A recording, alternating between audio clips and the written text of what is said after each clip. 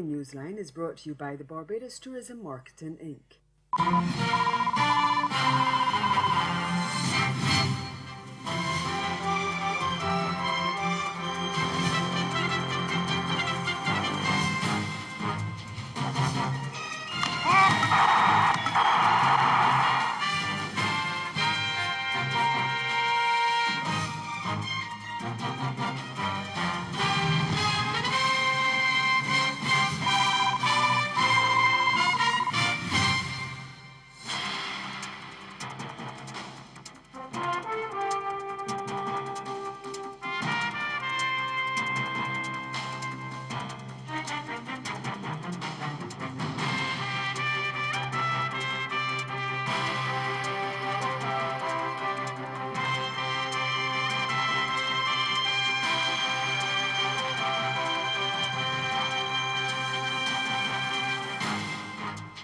Antigua and Barbuda suggests incentives to convince Ross University to rethink its decision to move from Dominica to Barbados. Our top story in Caribbean Newsline for Friday, August 10th. From the CMC News Center in Bridgetown, I'm Dawn Paris. Good evening. The government of Antigua and Barbuda says it stands ready to provide some incentives that would make Dominica attractive to Ross University School of Medicine once again. This as the debate continues over the decision of the U.S.-owned tertiary education institution to relocate to Barbados.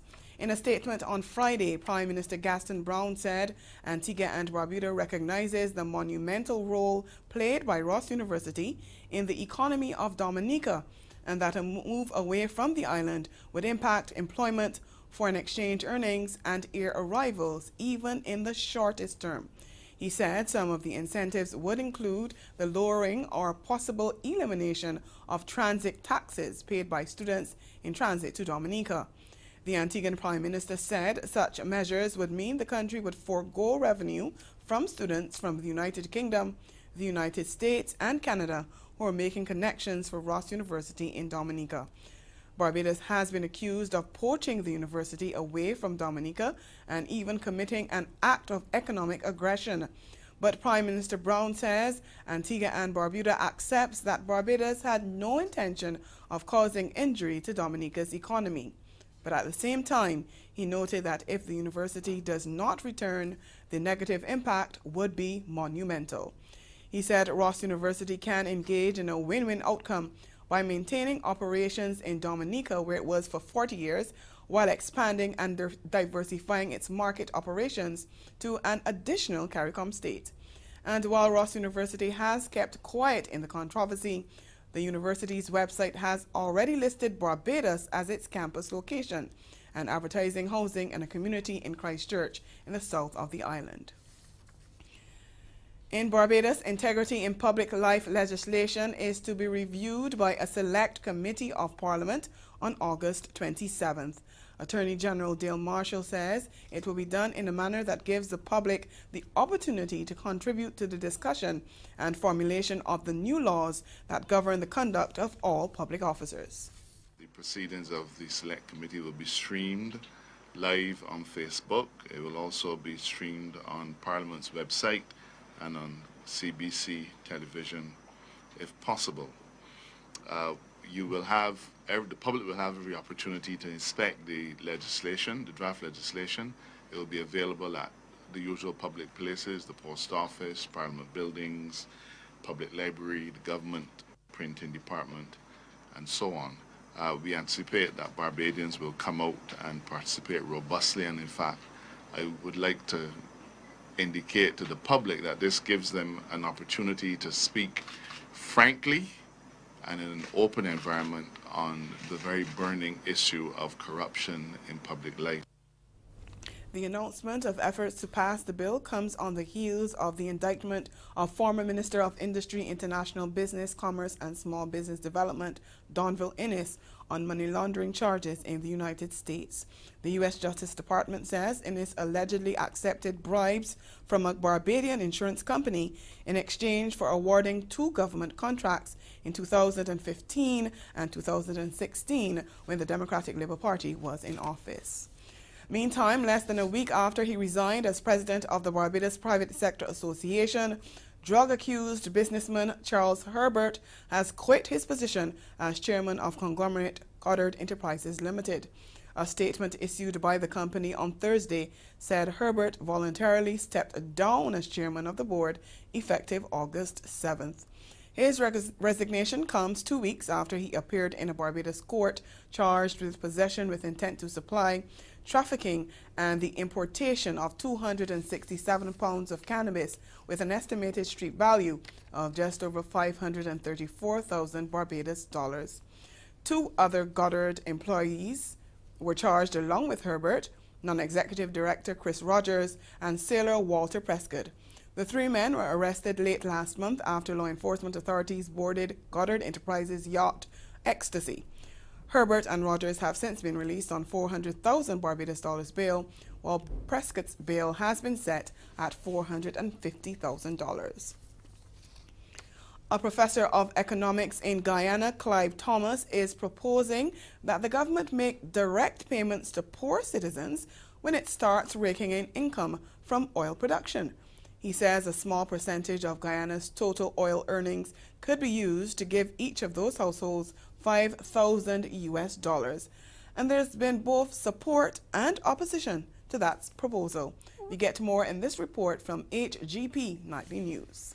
The poor people of this country must be empowered when Guyana starts drawing down from the anticipated booming petroleum sector. But that can only happen if they are given cash incomes directly so that they can move themselves out of poverty, says executive of the WPA, Dr. Clive Thomas. There's assumption that people will misspend the money and go to rum shops and that type of thing and have parties and smoke ganja and all that. I think it's an insult to the working people. I don't know of any, I know we'll find some people who might do that, but in the generality, most poor people want to get out of poverty. And they know best the means in which they can try to do that. They're not relying on the government saying, I can give you this school, or this lunch basket, or this particular incentive. Let's say a tax relief, when most of them might not be paying taxes at all. Dr. Thomas addressing media operatives during his party's press conference on Thursday. Dr. Thomas recalled that the WPA has always been a party focused on the working class and the poor people of Guyana, and that's why it's trying to find a direct means of giving an income to the poor and powerless through oil monies. And among that category, I think most of them, the vast majority of them, do not pay income taxes now. Less than half the potential persons in this country who want to get an income of some sort don't pay income taxes. So there's no point giving them a tax relief. That only adds to the benefit of those who are in the middle sectors, or better yet, those at the top.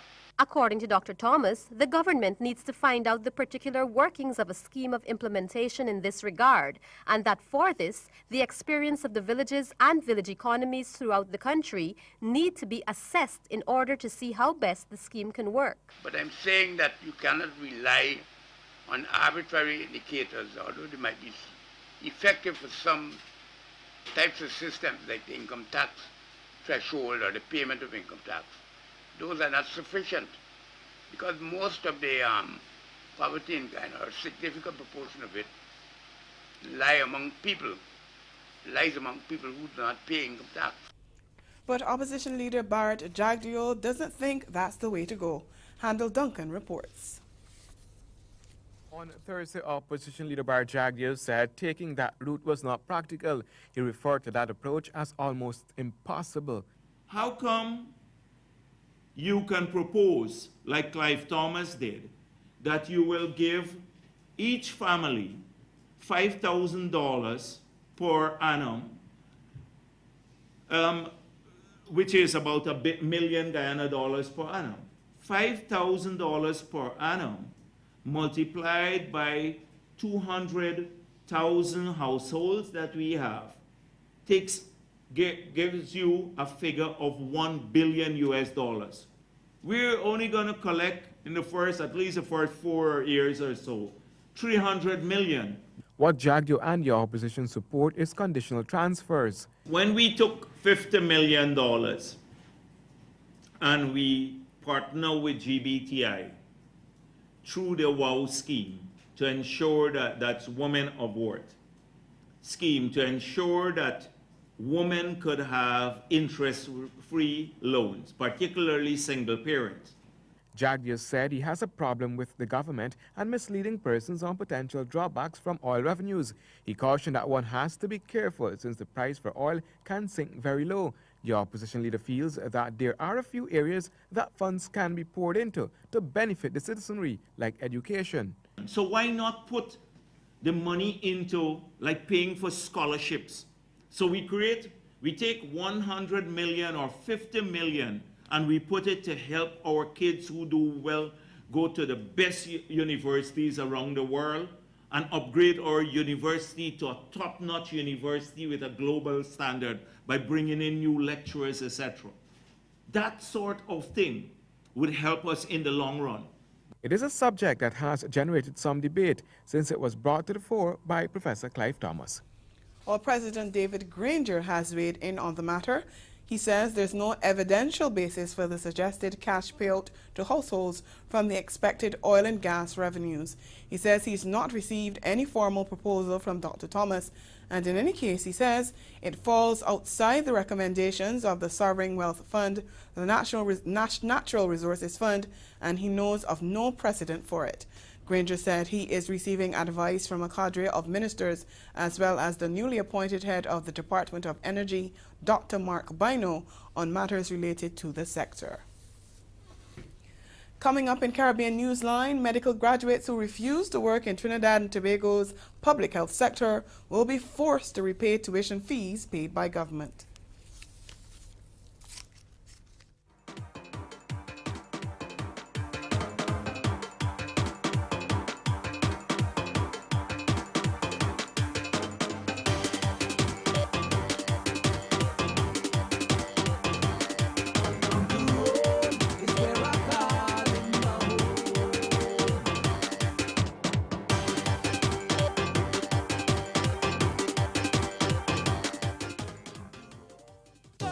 Her passion for what she believes is unmatched. So you couldn't, I wanted to get to the point where you can shake me off that perfect piece. She's a book-off radio host, philanthropist, and motivational speaker. And I said, I'm going to write you a check for $10,000, which I'm not. Spirit, soul, and body. To get them some help through the transition. I'm Karita D, and you're listening to Girlfriend Get a Life.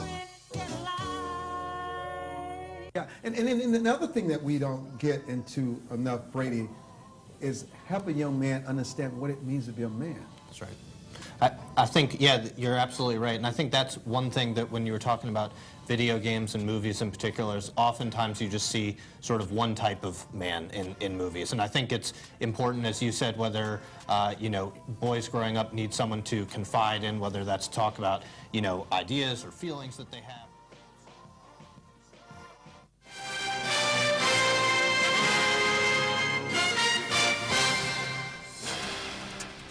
Welcome back. Amidst reports that hundreds of medical graduates in Trinidad and Tobago are unable to find employment, the government is saying it will offer jobs, but those who refuse them will have to pay. We get the details in this CNC3 news report.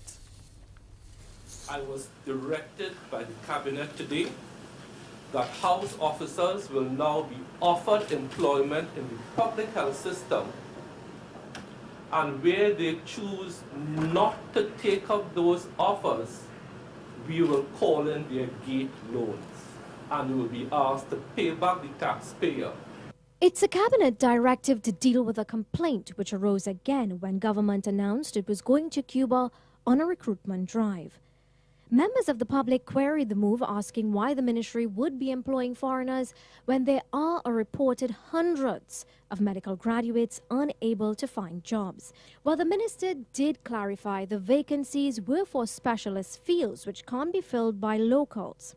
So where will the vacancies for the medical graduates be created? While the minister did say some vacancies would be created when the Cuba hospital is operationalized.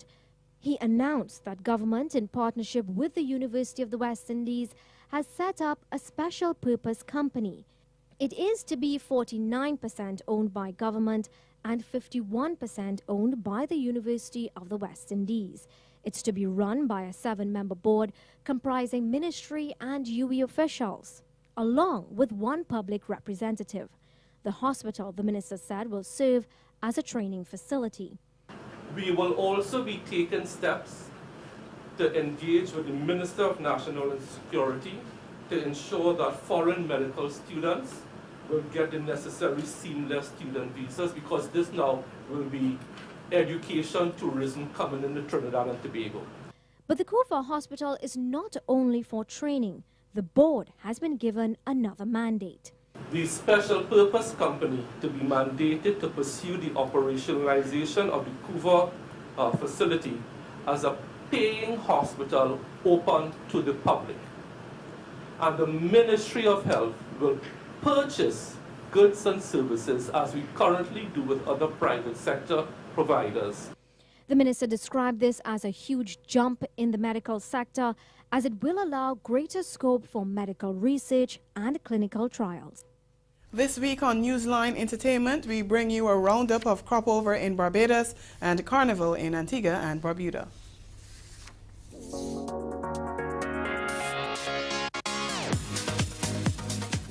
Major carnivals in 1 week. First up, we take a look back at Grand Kadooment Day in Barbados. Now, the weeks leading up to this event were phenomenal, but today is the day where visitors and locals get to celebrate on the streets with their beautiful costumes with pure vibes.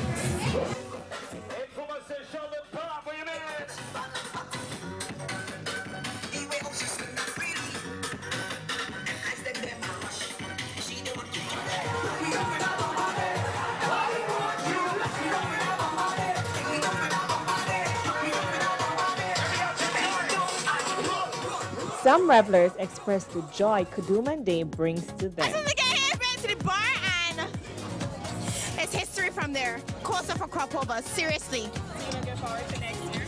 Oh my God, next year I cannot wait. As soon as I get home, I set out a calendar. I put in next year, whenever the 1st August is, and I am there with Corsa for crop over. Crop over 2018. Costumes was the wear of the day, and we got a chance to talk to 2 of the revelers that stood out. This costume is actually a costume that I made myself between the last week coming up to Kadooment, and I finished it this morning. I actually got on the road after 12 because of it. My costume was designed by Omar Wallace and made by him, and this is depicting HIV fight in Barbados. And as you will see, the fight is not over until the bag up. No discrimination and no stigmatization. Okay, so basically your role today on the road is to just sensitize people. To sensitize persons about HIV and to those discriminate and don't stigmatize persons that may be infected or affected by HIV and AIDS. And while Barbadians are known for their dance type of walking up down the road, this group of young people give onlookers a different type of entertainment, one with a bit more of structure.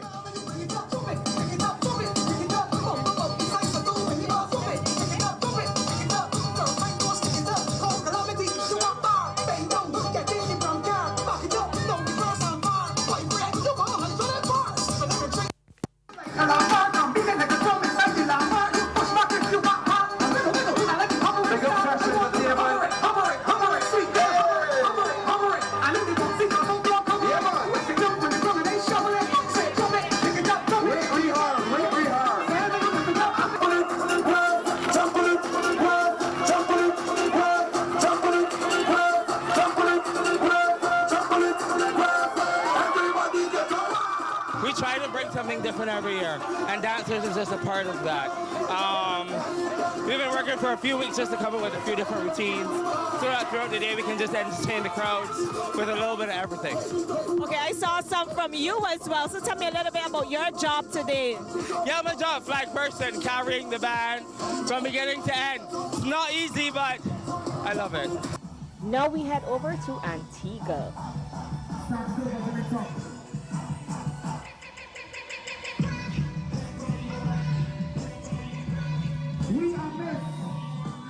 We are Mr. 1, 2, everybody.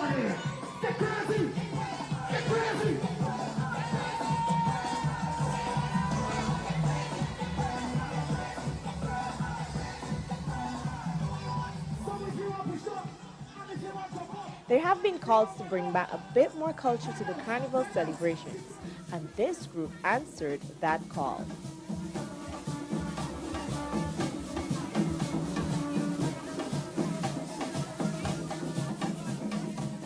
So far, carnival celebrations on the various Caribbean islands did not disappoint. Next week, we'll bring you scenes from Spice Mass in Grenada. Renee Sion for Newsline Entertainment. Ahead in Newsline Sport, a 6-wicket win for Guyana Amazon Warriors in their CPL matchup against St. Kitts and Nevis Patriots. We'll be right back. This hurricane tip comes to you compliments the Caribbean Disaster Emergency Management Agency and the Caribbean Media Corporation. Be prepared. Do not go outside barefooted or in slippers after the hurricane.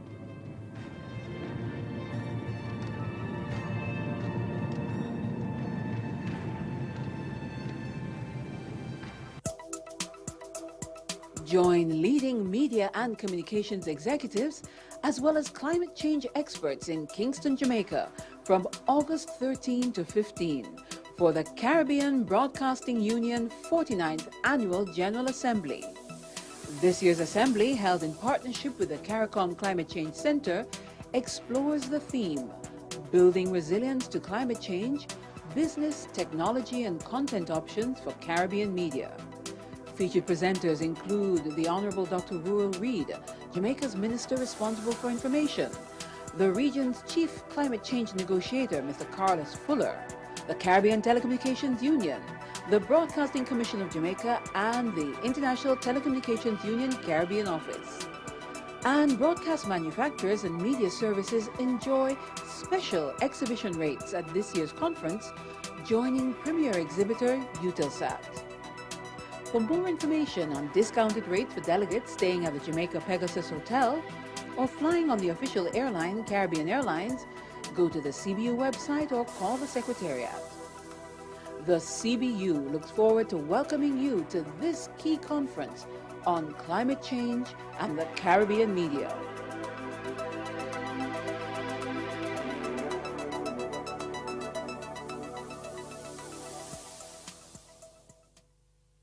And fall, Brilliant Barbados is offering you hotel discounts of up to 40% off regular rates when you book through Expedia before October 31st, 2018. Discover our Dine Around program specials at participating restaurants across the island, starting from US $50 per person on 3-course meals.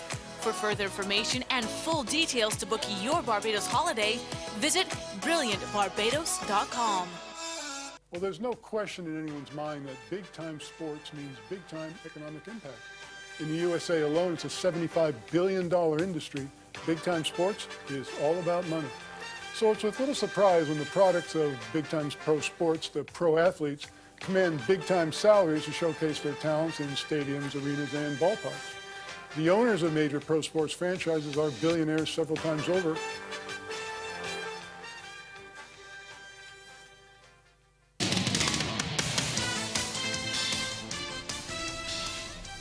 It's sports time now. Shimron Hetmeyer steered Guyana Amazon Warriors from 24-3 to a comfortable 6-wicket victory over St. Kitts and Nevis Patriots in their CPL opener at Providence Stadium on Thursday night. The Amazon Warriors did well to restrict the Patriots to 146-5 at the Guyana National Stadium in the second CPL match. This is despite a well-crafted 86 from Chris Gale. And though Amazon Warriors slumped to 24-3 inside the first 3 overs of their run chase, the 21-year-old Hetmeyer counter-attacked with an astonishing 79 from just 45 balls in only his 4th T20 to deliver victory for the home side with 21 balls remaining. Nepalese leg spinner Sandeep Lamishane with 2 for 12 and left-arm quick Sheldon Cottrell with figures of 2 for 21 had rocked Amazon Warriors to put the game in limbo. Cottrell bowled Luke Ronchi without scoring with a full-length delivery at the end of the first over, and off the first ball of the next over, Lamishane claimed the other opener, Chadwick Walton, for 9, caught at mid-on. but man of the match Hetmeyer arrived to transform the contest in a hurry, belting 9 4s and 4 6s to overpower the Patriots' attack. He dominated a 62-run fourth wicket stand with Jason Mohammed, who got 16, and then took Amazon Warriors over the line in an unbroken 62-run fifth wicket stand with Chris Green, who finished on 25 not out. Both sides are back in action on Saturday, with the Amazon Warriors hosting the St. Lucia Stars at the Guyana National Stadium, while the Patriots head to Trinidad to take on defending champions Trimbago Knight Riders. But before those games, Trimbago Knight Riders take on Jamaica Talawas at the Queen's Park Oval on Friday night, and both sides are brimming with confidence. The two teams have each won the CPL trophy twice and are looking for a third. Ian Wason of C-Sport reports. After brushing aside St. Lucia Stars at the Oval on Wednesday, the Trinbago Knight Riders are hoping to do the same against the Talawas of Jamaica on Friday at the same venue. Both teams, however, are confident of victory on Friday. We've prepared really well, very cohesive unit, sort of a family. You'll hear us say that a lot of the times. Good start last night, so we're just looking to push on from there. Just looking to beat Trinbago Knight Riders at home because we like playing at Port of Spain and take their title off them. But I think you approach this one game at a time, and very similar from a Jamaican point of view, very much a family, and good contest Friday night. Talawas captain Andre Russell, who is not only skippering the team for the first time, but is also back in the CPL after a year-long ban, is confident the Talawas can continue their good run, even without Gale and Sangakkara. I'm very excited about this team. As a captain, you want to have a difficult squad to pick from. You don't want to have just 10 guys or 11 guys where you know, oh, I'm sure of these 11 guys. It's always fun and interesting when you have 13, 14 guys that can easily make 11. But I'm not going to take anything for granted, and we'll definitely sit down, put the best team on the field in whatever situation. Imran. And that's the sport. We'll be right back. That's the only way to get down the trails. Just lock up the brakes and pray. And pray that you're going to not hit the trees. That's a good thing. That's a good thing. I love trees, but not that much. John knows these trails better than anyone around here. So we're going to go out and hit the trail on some of these sweet specialized bikes and see if we can hurt ourselves.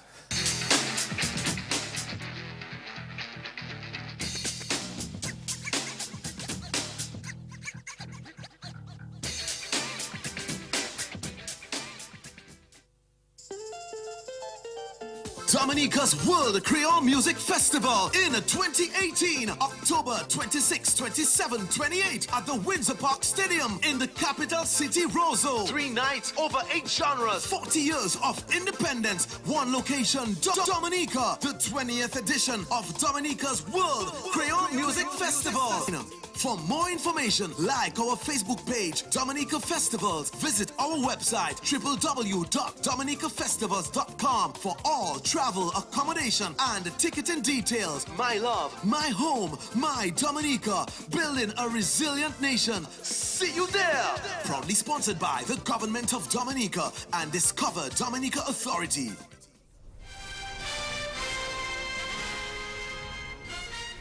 A recap of the major developments of this day. Antigua and Barbuda suggest incentives to convince Ross University to rethink its decision to move from Dominica to Barbados. And in sport, Guyana Amazon Warriors record a comfortable 6-wicket victory over St. Kitts and Nevis Patriots in the CPL. And that's Caribbean Newsline. For news and sports around the clock, subscribe to ConnellNews.com. And for more of our programming, log on to CaribVision.tv and subscribe to CaribVision's YouTube channel. We'll be back here again on Monday, but from all of us at CMC News, thank you for watching and have yourselves a good night.